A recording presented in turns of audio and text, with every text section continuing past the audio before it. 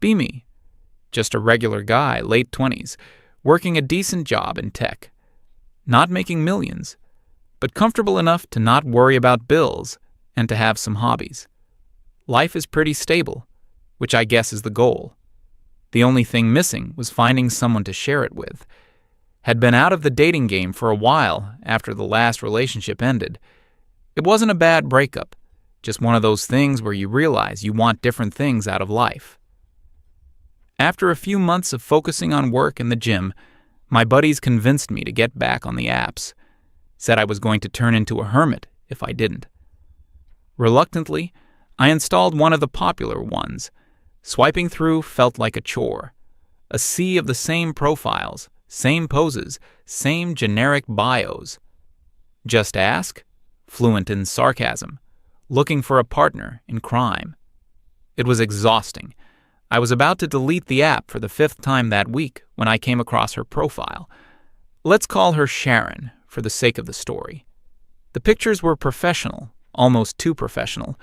One on a boat holding a glass of champagne, another in a fancy rooftop bar overlooking the city. A third one was a selfie with a bio that laid it on thick. Something along the lines of strong, independent woman who knows her worth. Claimed to be an entrepreneur, a girl boss, building her own empire. The profile also mentioned she had high standards and wasn't willing to settle. Every part of my brain that had learned from past experiences was screaming, run. But another, smaller part was curious. Maybe I was being too cynical. Maybe she was genuinely successful and just wanted someone on her level. Against my better judgment, I swiped right. Surprisingly, we matched almost instantly. A message popped up a few minutes later. Well, here you are. A bit of an odd opener, but I rolled with it. We started chatting. The first day or so was pretty standard stuff. What do you do? What are your hobbies? What kind of music do you like? She seemed intelligent, and her texts were well written. But there was an undercurrent to the conversation that I couldn't quite place. It felt less like a conversation and more like an interview. She'd ask a question, and before I could even ask one back, she'd pivot to talking about herself. I learned a lot about her brand, her journey, and her vision. It was a lot of buzzwords that didn't seem to mean much. By day 2, the questions started to get more specific. She asked what company I worked for. I told her, it's a well-known name in the industry. Her tone immediately became more interested.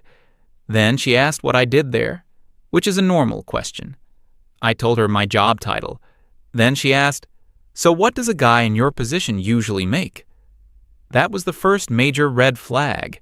It was so direct, so lacking in subtlety. I tried to play it off, saying something like, enough to be comfortable. She replied with, comfortable is a relative term. My definition of comfortable is probably different from yours. I should have just unmatched her right then and there, but the curiosity was still there. I wanted to see how far this would go. It was like watching a documentary about a rare, exotic animal. The conversation moved on, but the transactional nature of it lingered in the air. She started talking about her last relationship. Apparently, her ex was a perfectly nice guy, but he just wasn't ambitious enough for her. She said he was intimidated by her success and her drive. She talked about how men often feel threatened by a powerful woman. I just listened, thinking that there was probably a whole other side to that story. She said she needed a man who could keep up with her lifestyle. That lifestyle, from what I could gather, involved a lot of expensive dinners, weekend getaways, and designer clothes. It wasn't clear how her entrepreneurial journey was funding all of this, but I didn't ask. Finally, after a few days of this back and forth, she suggested we meet up. I figured, why not? I suggested a cool little gastro pub I knew downtown. Great food, great atmosphere, not too loud, and reasonably priced. A perfect spot for a first date. She saw my message and took a while to reply. When she did, it was a polite but firm rejection of my idea. That sounds cute, but it's not really my vibe, she wrote. I was thinking of something a bit more elevated. She then sent me a link to a restaurant. I clicked on it. It was one of those places you see on Instagram. Ultra-modern decor, a menu with no prices listed online, and a reputation for being insanely expensive. A place where a single steak could cost more than my weekly grocery bill. My thumb hovered over the block button.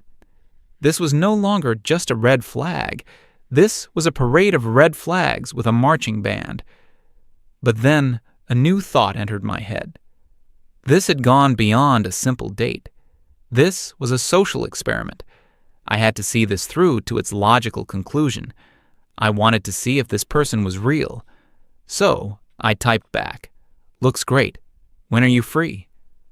We set a date for that Friday night. The next couple of days, the conversation continued in the same vein. She sent me pictures of outfits, asking which one I preferred for our date. She talked about how excited she was to finally go out with someone who understood quality. I felt like I was being prepped, groomed for a specific role I was expected to play, the role of the provider, the wallet. Friday arrived. I spent the day working, but my mind was on the evening's experiment. I wasn't nervous like you normally are for a first date. There was no emotional investment. I was just an observer, a scientist about to study a specimen in its natural habitat. I made a mental plan. I decided I would be polite, be a gentleman, but I would also be firm. I set a budget in my head for what I was willing to spend on myself. Anything beyond that was not my responsibility. I got dressed in a nice shirt and slacks, not a suit but respectable. I drove to the restaurant, found parking, and walked in. The place was exactly as I imagined. Dim lighting, soft jazz music, waiters in crisp uniforms who looked like they were judging you. I gave the hostess our reservation name and was led to a small table in a corner. I sat down and told the waiter I'd wait for the other person to arrive before ordering anything. And so I waited. 5 minutes passed, then 10. At the 15-minute mark, I was starting to think she wasn't going to show. Part of me was relieved, but the scientist in me was disappointed.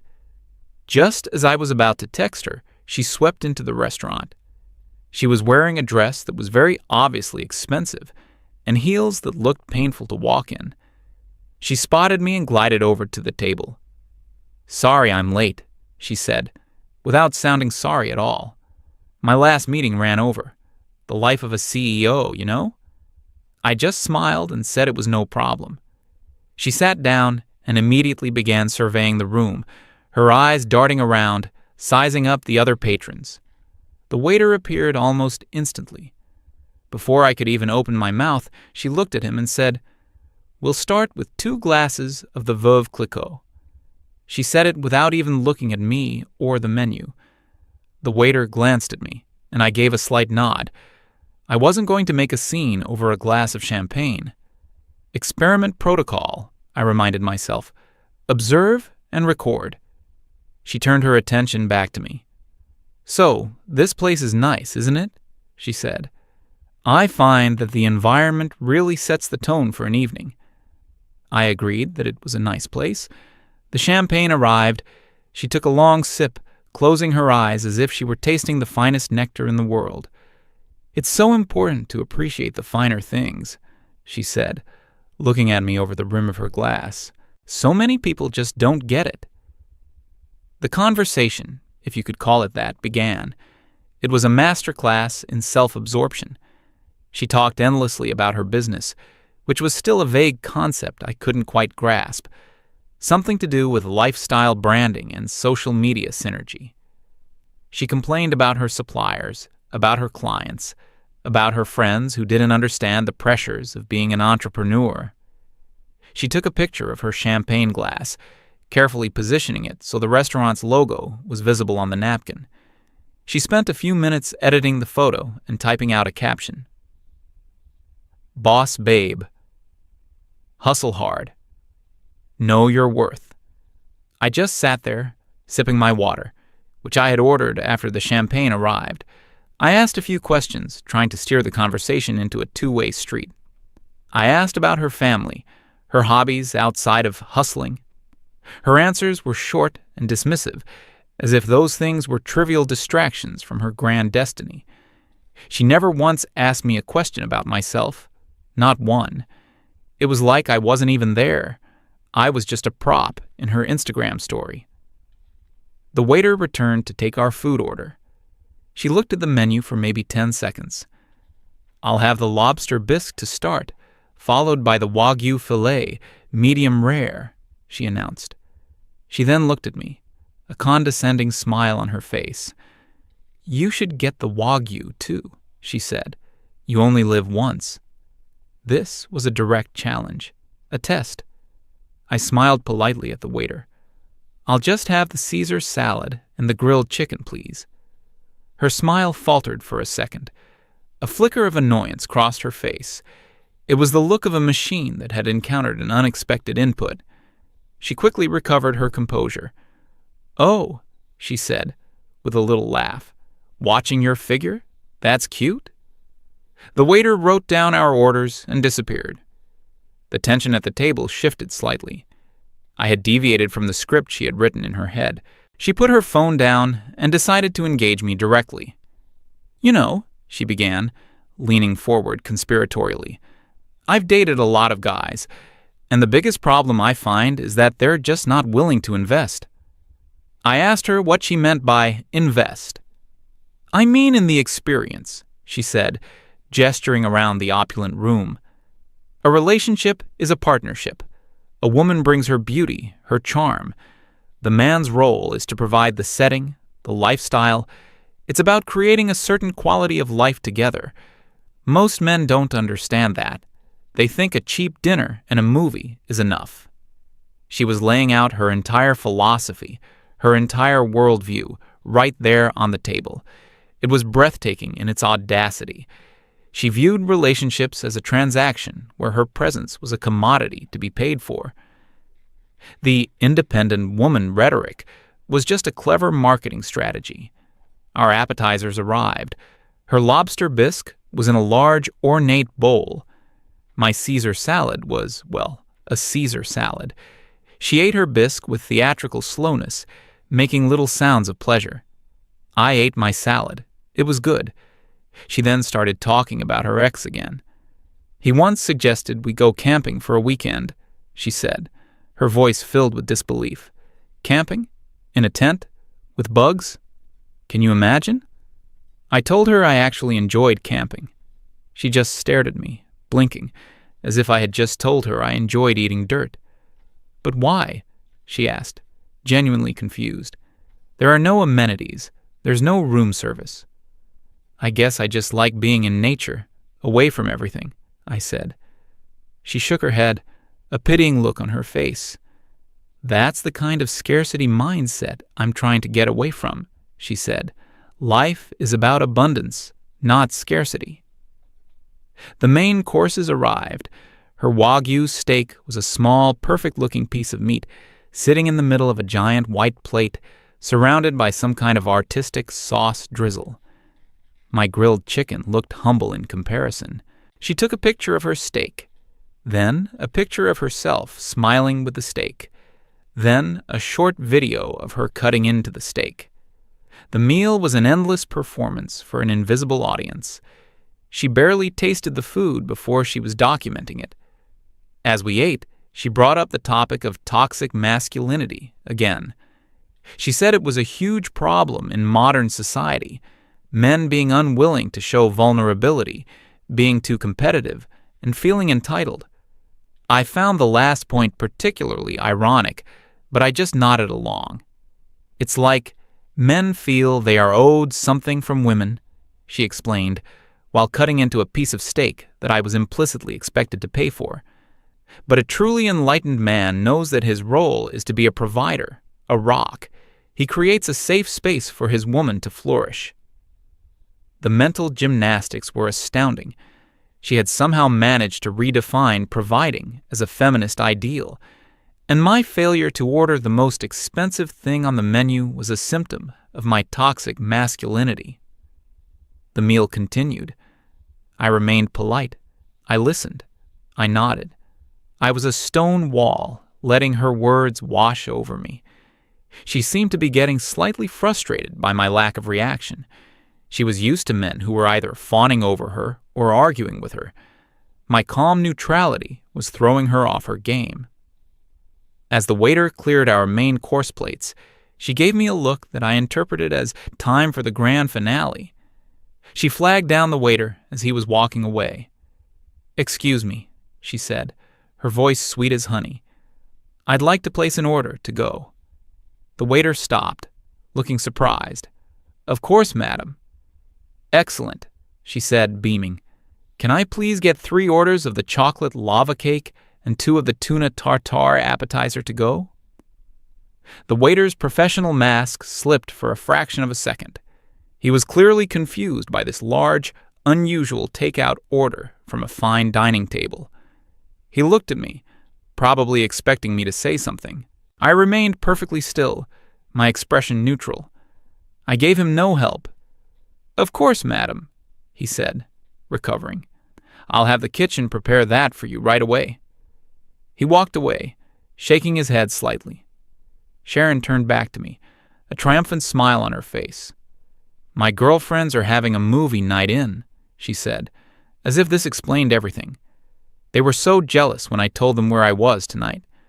I figured I'd bring them a little treat. They work so hard, they deserve it."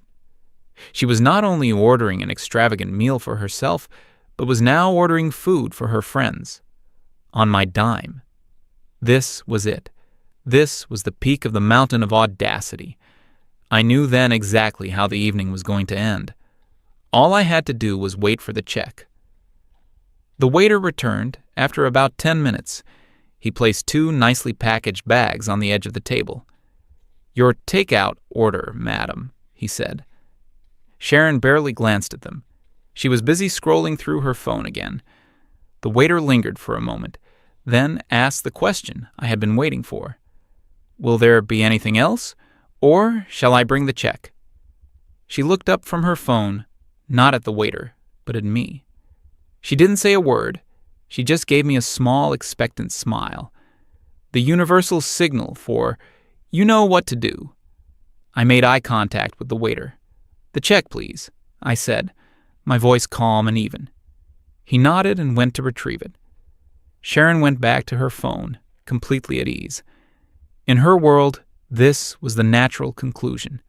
The man pays. That's the rule. Her performance was over, and now it was time for her reward. The air was thick with her sense of entitlement. A few minutes later, the waiter returned. He placed a small black leather folder in the exact center of the table. "Thank you," he said softly, and then discreetly retreated, leaving us to our final act. Sharon didn't move. She continued tapping away at her screen, perhaps messaging her friends that their lava cakes were secured. She was giving me the stage, allowing me the honor of handling the bill. I let the folder sit there for a solid minute. I wanted to savor the moment. I took a slow sip of my water. Finally, I reached out and picked it up. I opened it. My eyes scanned the itemized list. 2 glasses of Veuve Clicquot, 1 lobster bisque, 1 Caesar salad, 1 Wagyu filet, 1 grilled chicken, 2 tuna tartare, to go, 3 chocolate lava cakes, to go. It was all there, a monument to her ego. At the bottom, in bold print, was the total, 487,50 I had to give her credit. It was an impressive number. I didn't flinch. I didn't sigh. I didn't show any reaction at all. My plan was already set. I reached into my back pocket and took out my wallet. From the billfold, I removed a single $20 bill. I placed the bill neatly inside the leather folder. Then, I did something she didn't expect. I slid the folder gently across the smooth table until it was directly in front of her. Her head snapped up from her phone. Her eyes darted from my face to the folder and back again. Confusion was written all over her face. "What are you doing?" she asked, her voice a little sharp. I leaned back in my chair, relaxed. "That's for my iced tea and a tip for the waiter," I said, keeping my voice level. She stared at me, her brain trying to process what was happening. The script was not just deviated from, it was being set on fire. "What are you talking about?" she said, her voice rising slightly. "The bill." "Yes, the bill," I replied. "I'm sure you can handle it. You're a strong, independent woman, remember? You're building an empire." I used her own words, her own slogans. The color drained from her face. The confident girl boss persona vanished, replaced by a look of pure, unadulterated panic. She opened the folder and saw the single $20 bill sitting next to the $487.50 receipt. "Is this a joke?" she stammered. "Are you serious?" "I've never been more serious," I said. I started to gather my things. I put my phone in my pocket. I picked up my keys from the table. "You can't do this," she hissed, her voice low and furious. People at the next table were starting to look over. "Why not?" I asked, genuinely curious. "You repeatedly told me about your independence. You told me you don't need a man. You ordered your entire meal, your drinks, and even food for your friends without consulting me once. This was your evening. You created the experience. It only seems fair that you should invest in it." Her mouth opened and closed, but no words came out. She was completely checkmated by her own logic. Every argument she could possibly make would contradict the very image she had spent the entire night and probably her entire adult life crafting. I stood up from the table. "It was an educational evening," I said. "Thank you for the lesson. Good luck with the bill." I turned and walked away.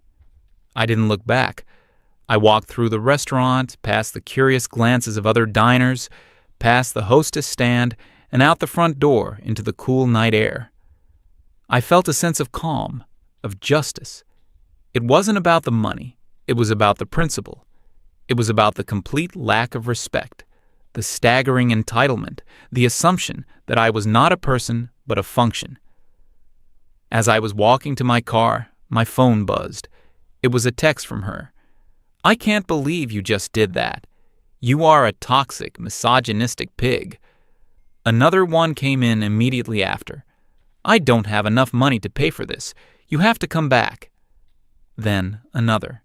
"This isn't funny. I'm going to have to call the police." I read the messages under a streetlight. The strong, independent woman had crumbled at the first sign of real-world consequences. Her power was an illusion, funded by the expectations she placed on others. When those expectations weren't met, the illusion shattered. I didn't reply. I got in my car. As I was pulling out of the parking lot, my phone started ringing.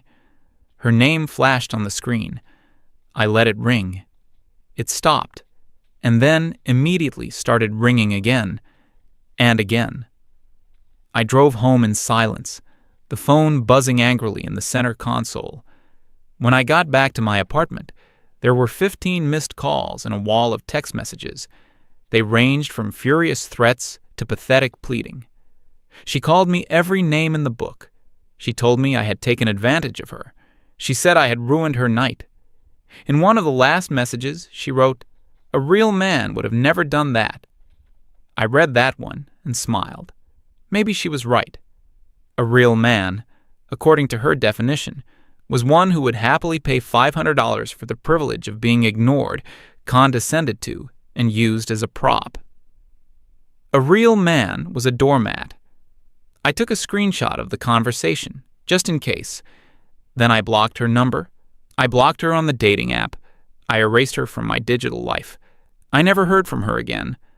I have no idea how she resolved the situation at the restaurant. Maybe she had to make a humiliating call to her parents.